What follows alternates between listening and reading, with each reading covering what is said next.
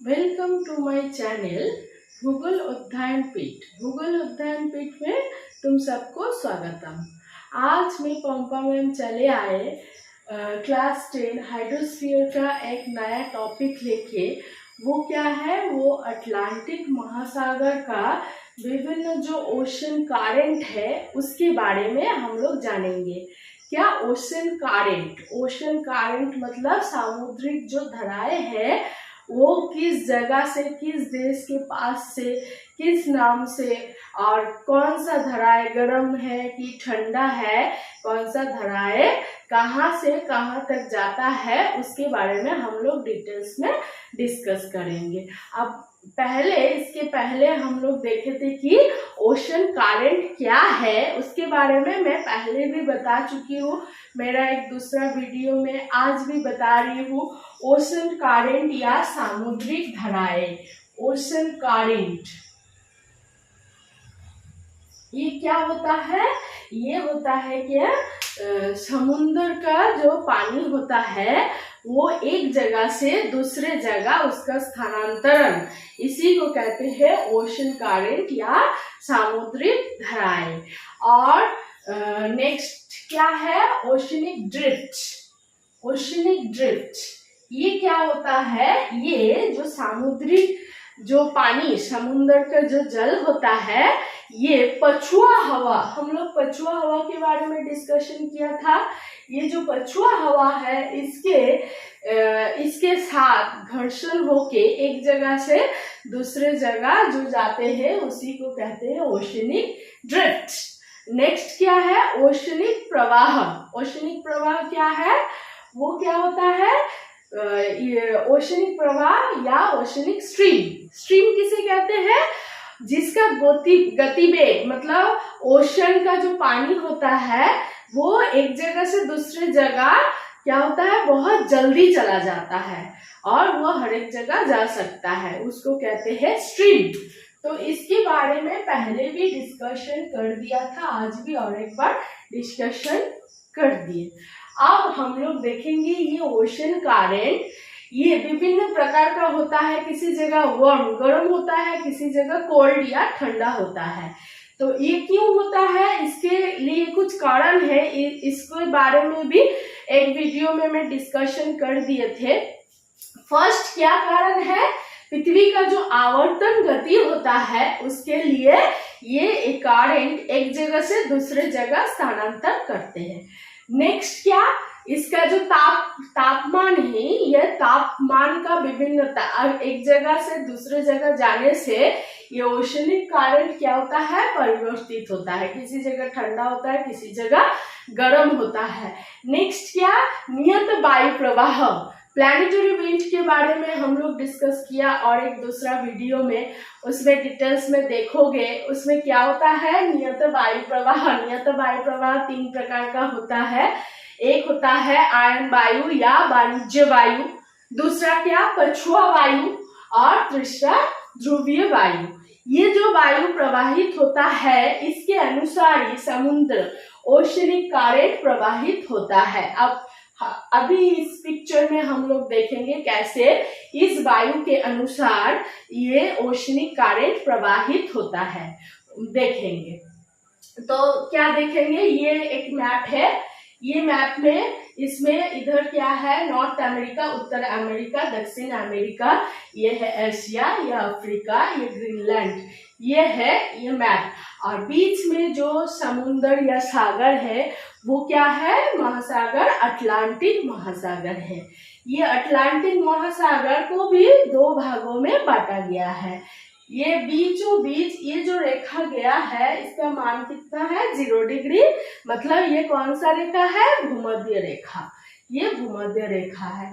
इसके ऊपरी भाग क्या है? उत्तर अटलांटिक महासागर। इसके निचले भाग क्या है? दक्षिण अटलांटिक महासागर। ये जो 2 महासागर है, 2 महासागर में विभिन्न प्रकार का ओशनिक करंट या सामुद्रिक जो धाराएं है वो विभिन्न अंचल से विभिन्न अंचल में जाते हैं, उसके बारे में देखेंगे। फर्स्ट हम लोग जानते हैं कि 0 डिग्री जो रेखाएं है भूमध्य रेखीय अंचल, ये अंचल क्या होता है, अत्यधिक गर्म होता है। क्यों गर्म होता है? क्योंकि यहाँ सूरज का जो किरणें होता है वो साल भर लंबवत पड़ते हैं, इसीलिए ये अंचल क्या होता है, अत्यधिक गर्म होता है। अब देखेंगे ये जो नियत वायु प्रवाह है होता है, ये आयन वायु या वाणिज्य वायु यहाँ से हम लोग जानते हैं इस दिशा से इस दिशा की ओर बहते हैं, और पछुआ वायु इस दिशा से इस दिशा की ओर बहते हैं, और पछुआ वायु बहते हैं 30 डिग्री से लेकर 60 डिग्री साउथ, 30 डिग्री नॉर्थ से लेकर 60 डिग्री नॉर्थ तक इस अंचल में बहते हैं पछुआ हवा। और 0 डिग्री से 30 डिग्री नॉर्थ और 0 डिग्री से 30 डिग्री साउथ इस अंचल में वाणिज्य वायु बहते हैं। ये जो वायु है इसको हम लिख देते हैं वाणिज्य वायु।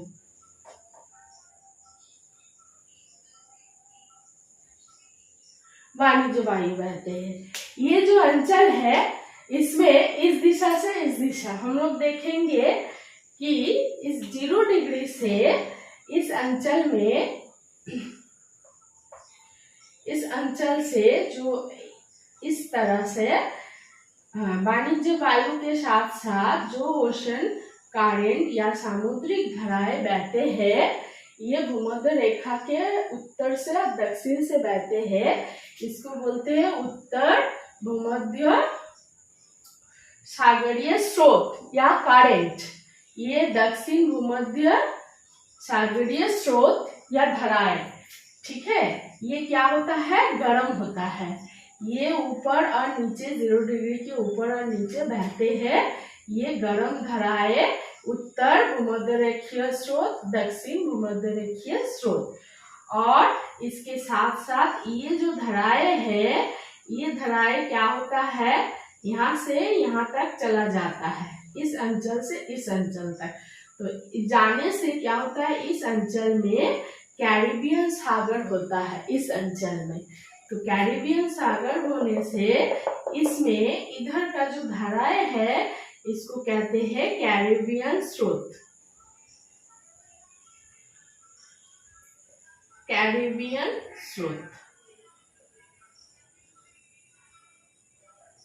स्रोत, ठीक है, कैरिबियन स्रोत। और ये अंचल में क्या होता है, मेक्सिको उपसागर होता है, मेक्सिको उपसागर होता है। और इस अंचल से जो धारा बहते हैं, ये धारा गर्म होता है, इसको बोलते हैं उपसागरीय स्रोत। इसका उष्णता सबसे अधिक होता है 29 डिग्री सेल्सियस के ऊपर होता है।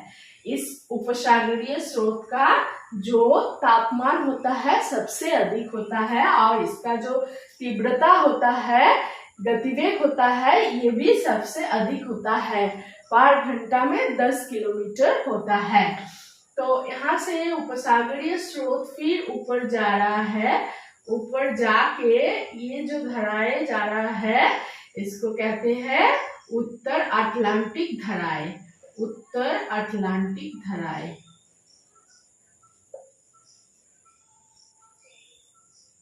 स्रोत कह सकते हो, स्रोत। और इसको कहते हैं उपसागरीय स्रोत, स्रोत,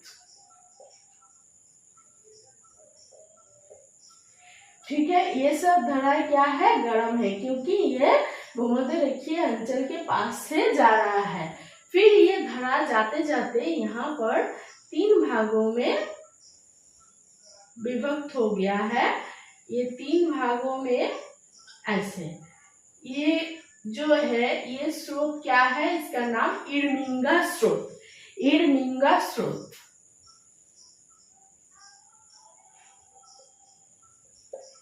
इडमिंगा स्रोत इसका नाम है। ये क्या है, अटलांटिक ड्रिफ्ट है,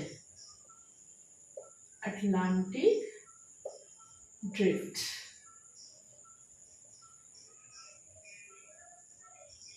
ड्रिफ्ट।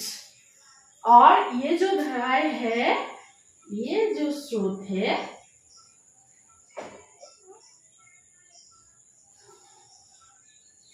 ये स्रोत क्या होता है? कैनारी स्रोत कहते हैं इसको।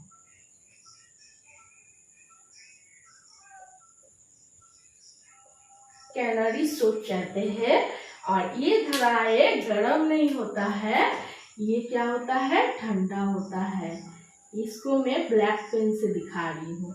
ये जो धाराएं है ये क्या होता है? ठंडा होता है। अब क्यों ठंडा होता है? एक ही स्रोत तो जा रहा था, दोनों गर्म और एक ठंडा कैसे हो सकता है? क्योंकि हम लोग जानते हैं कि भूमध्य रेखीय अंचल में जो धाराएं बहते हैं वो क्या होता है? उष्ण होता है। इसकी तुलना में जो इस अंचल से आ रहा है ये क्या होगा? ठंडा होगा। इसी के कारण कैनारी स्रोत क्या होता है? अपेक्षाकृत, इसके अपेक्षाकृत क्या होता है? ठंडा होता है। लेकिन ये गर्म क्यों होगा? क्योंकि ये उत्तरी दिशा में उच्च अक्षांश में क्या होता है? ठंडा होता है, बहुत ही ठंडा। तो उसके हिसाब से ये धारा क्या होगा? गर्म होगा। यहाँ 40 डिग्री सेल्सियस तापमान रहता है, तो इस जगह में ये जो धाराएं है ये क्या होता है? गर्म होता है। तो हम ठंडा धारा ब्लैक पेन से दिखा रही हूँ कोल्ड, और ब्लू पेन से दिखा रही हूँ ठंडा। सॉरी, ब्लू पेन से हम दिखा रही हूँ वार्म या गर्म दिखा रही हूँ, ब्लैक पेन से ठंडा दिखा रही हूँ। और यहाँ से एक स्रोत आता है, यहाँ से एक स्रोत आता है, यहाँ से मिल जाता है, इसको कहते हैं लैब्राडोर स्रोत।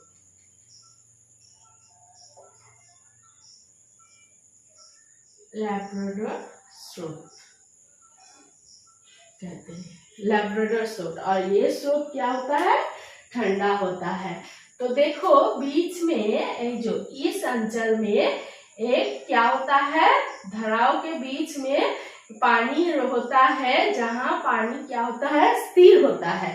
यहाँ का जो महासागर होता है, इस अंचल में पानी स्थिर होने के कारण विभिन्न प्रकार का शैवाल होता है, या छोटा छोटा जो समुद्री पेड़ होता है, प्लैंकटन होता है, वो जन्म लेता है। इसको सरगोशा सागर भी कहते हैं, सरगोशा सागर या शैवाल सागर ये कहते हैं। और लैब्राडोर स्रोत क्या होता है? ठंडा होता है। और उपसागरीय स्रोत क्या होता है? गर्म होता है।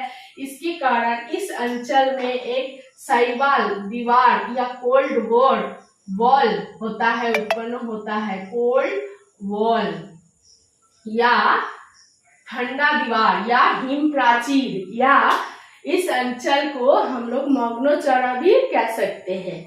ठीक है, मग्नोचरा माने जहाँ ठंडा स्रोत और गर्म स्रोत मिलते हैं, उस अंचल में क्या होता है? उस अंचल में विभिन्न प्रकार का जू प्लैंकटन, फाइटोप्लैंकटन सब होता है। इसीलिए ये मत्स्य उत्पादन के लिए अधिक महत्वपूर्ण होता है इस अंचल। ठीक है, तो ये उत्तरी अटलांटिक में जो जो स्रोत बहते हैं उसके बारे में हम लोग जान चुके हैं। आप देखेंगे यहाँ से जो गर्म धारा आता था वो क्या, यहाँ से इस अंचल, ये क्या है? ब्राजील है। तो ब्राजील के पास से जब जाता है तो ये ब्राजील स्रोत कहलाता है। ब्राजील स्रोत,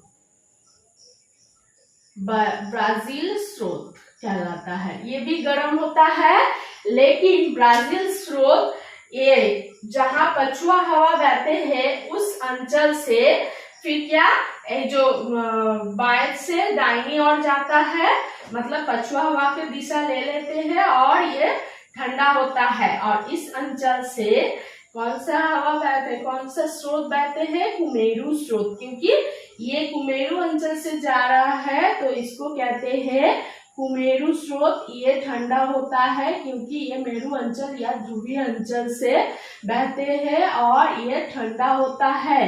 ये स्रोत जाते जाते ऐसे ऊपर चला गया और ये स्रोत ब्राजील स्रोत गर्म होते होते आते आते ये धीरे धीरे ठंडा पछुआ हवा के दिशा में जाने से ठंडा हो जाता है और उस टाइम कुमेरू स्रोत में मिल जाता है ब्राजील धारा, ब्राजील स्रोत।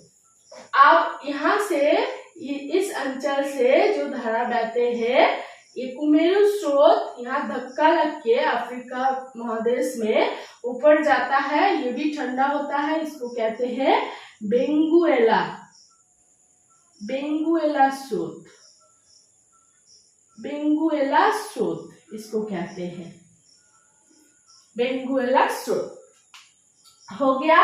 और इस अंचल में जो स्रोत बहते हैं ये क्या है, फॉकलैंड स्रोत,